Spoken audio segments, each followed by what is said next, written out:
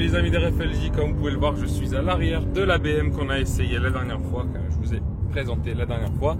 Là on va faire un petit essai routier, Carlos est déjà en train de bien s'amuser, donc je vous propose de regarder ça vous aussi. Voilà les amis, donc on retrouve René et puis Carlos ici, Carlos au volant, il nous montre ce qu'elle a dans le ventre, cette belle BM. Voilà, vous avez déjà une petite idée. Alors, oulala. Et pourquoi il s'arrête? Ah, on a un gentil camping-car qui nous bloque la vidéo. C'est parfait, ça, on adore. Ah, mais c'est la 206. Non, je crois qu'il nous a vu arriver, merci monsieur. Il a dit, bon allez, je vais les laisser tranquilles.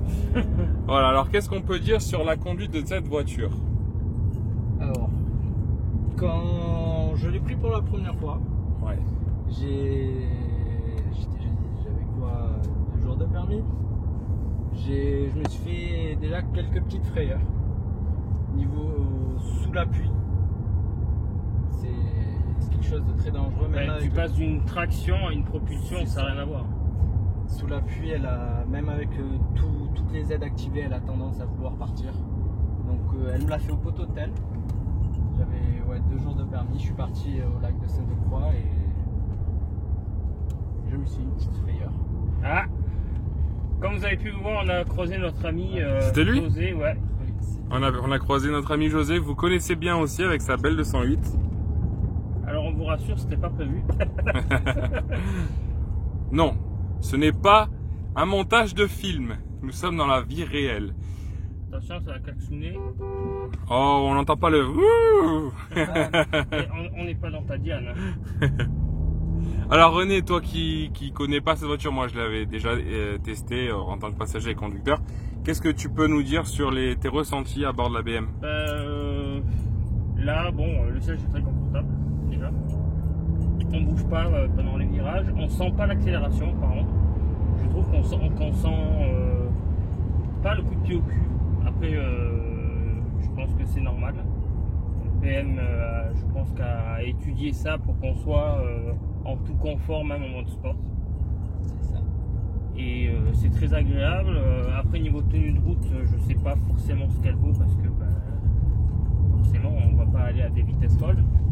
Alors là, à la sortie de ce virage, Carlos, si tu as envie d'appuyer un petit peu, on a une belle ligne droite avec une belle route et une belle visibilité. Si tu as envie de montrer un petit peu, nous faire écouter aussi le beau son moteur qui est en atmosphérique. Hein. C'est ça. Voilà, moteur Atmo. 6 cylindres. Allez.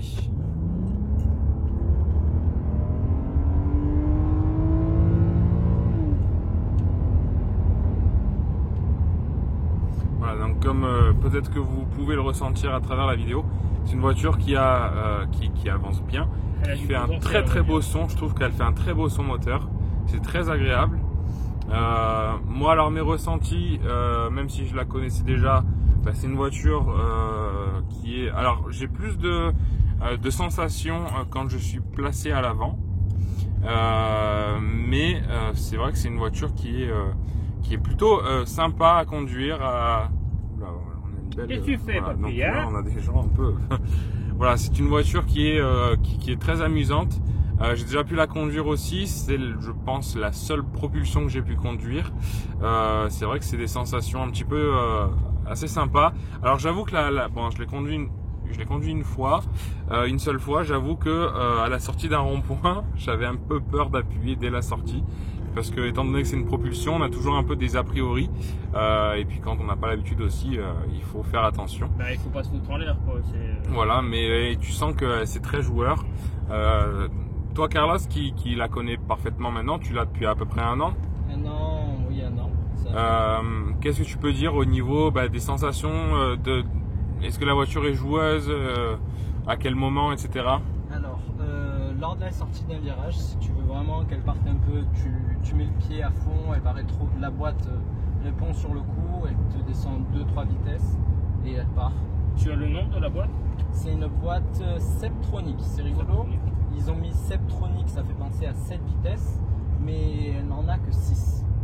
Donc c'est quelque chose que je me suis posé la question. J'ai essayé en mode manuel, d'essayer de l'envoyer à la 7ème, mais il n'y a pas de 7ème.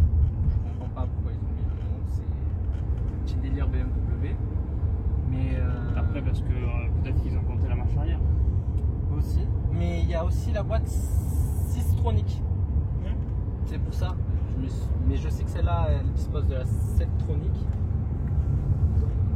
Hop, la petite top. Donc si vous connaissez, d'accord.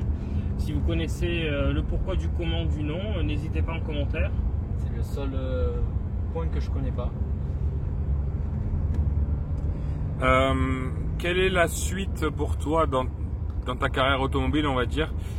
Qu'est-ce que tu aimerais plus tard avoir? Qu'est-ce qui te fait envie? Ton rêve le plus fou? Alors, mon rêve le plus fou, comme tout le monde, c'est d'atteindre Lamborghini. Ouais. Mais là, pour l'instant, je vais essayer de m'amuser un peu avec celle-ci avant de m'en séparer. Et qui sait prendre la même carrosserie, mais en version M, avec le bon V8, 4 litres de 450 chevaux. Tu montes en grade, hein? Petit à petit, et après, qui sait, on changera de marque. Après là, si tu passes de celle-là à la version M, tu gagnes combien? 200 chevaux Oui. d'un coup? T'es Gros coup de pied au cul quand même. BMiste ou tu as pas forcément une affection particulière pour une voiture, pour une marque? Alors, j'aime bien BM, c'est une marque que j'adore énormément, mais je suis pas contre les autres marques. J'ai bien aimé tout ce qui est Audi, Seat, le groupe Volkswagen, je l'adore. Ouais. Je vais pas dire le contraire. Mais après, tout ce qui est Merco, j'aime bien. Mais je suis plus, on peut dire, voiture allemande. Ouais. Bah, BM Audi, c'est, je pense, les deux coups de cœur. Hein. C'est ça. Ouais. Après, il y a de très belles voitures en Allemagne. Même si je ne suis pas forcément allemande, je suis plutôt voiture française. Mais, Ah bah, les abonnés nous connaissent. Hein. mais je vais pas dire que cette BM est moche, c'est pas vrai. Non, c'est pas une vrai. très très belle voiture, même si je préférerais peut-être une BM des années avant. Ça aussi, j'aimerais bien essayer une petite BMW E30. Bon voilà, comme vous pouvez le voir, quand on a besoin de s'insérer quelque part, bah, on est tranquille. Hein. On risque pas d'emmerder les personnes derrière. Ah bah oui. Oh, un petit Cetra. Voilà. Bon bah les copains, on a fait un bel essai. J'ai oublié dans l'autre vidéo de présentation, j'ai oublié de vous parler de ces petites tiges là qui vont sortir. Là vous voyez un petit morceau d'alu. C'est une petite tige qui va sortir et qui va vous apporter, comme sur pas mal de voitures allemandes d'ailleurs, j'ai déjà vu ça chez Mercedes, qui va vous apporter la ceinture en fait. Ça va pousser la ceinture vers vous quand vous allez vouloir vous installer. Elle est de part et d'autre. Et puis ici aussi encore un petit détail que j'avais oublié, le plafonnier qui est le même qu'à l'avant avec les LED, etc. Et puis comme vous pouvez voir ici aussi on a des crochets, vous avez juste à appuyer dessus, il va sortir pour mettre la petite chemise de l'entrepreneur dynamique. Bon voilà les copains, c'est là-dessus qu'on va se quitter. Salut mon petit René. Salut. Comme la dernière fois, comme toujours, n'hésitez pas à vous abonner, à partager, commenter la vidéo et puis à vous abonner aussi surtout pas à parler de nous. Surtout. Voilà, à partager, parler de nous autour de vous, qu'on puisse se faire connaître un petit peu.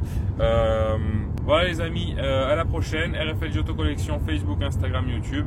Carlos, rappelle-nous ton Instagram. @CMF355. Voilà, je vous mettrai comme la dernière fois en description.